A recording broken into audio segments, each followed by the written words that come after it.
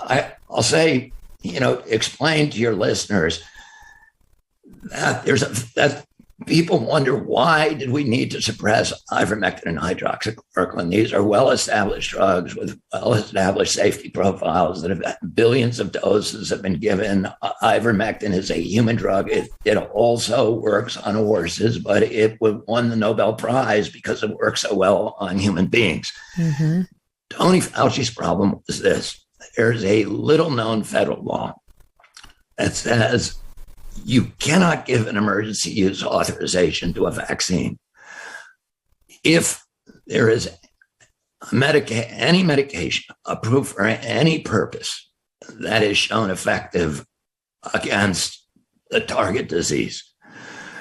So if Tony Fauci or anybody had admitted that hydroxychloroquine or ivermectin are effective against COVID, it would have been illegal for them to give the emergency use authorizations to the vaccines, and they could never have gotten them approved. And it would have been, a 200 billion enterprise that would have collapsed.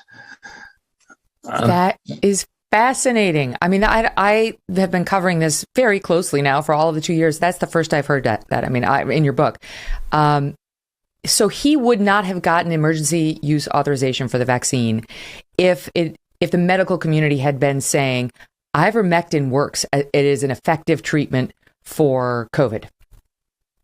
Well, the medical community, a lot of it was saying that. I mean, there's 17,000 doctors who've signed a petition, and there are so many peer-reviewed publications now that consistently say that, but he had to aggressively crusade against it to kind of drown out those reports by saying it's a horse medication, it's, people are taking it and it's dangerous and it's overdosing people. And, well, why did he keep saying it? Why did he keep saying it after he got his authorization? Well, even if you have the emergency use authorization, the law appears to say you can't have it anymore if there's a functioning medication. So, that may be why. Again, I try not to look in his head, but I do. There's a very, very strong incentive for him to kill ivermectin and hydroxychloroquine. And, there are many doctors, including Harvey Reich of Yale, who's one of the leading biostatisticians, epidemiologists in the world.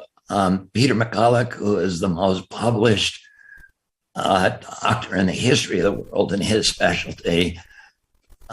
Pierre Corey, these doctors who've treated tens of thousands of COVID patients successfully, they consistently say, and the science supports this, that 500,000 Americans did not need to die.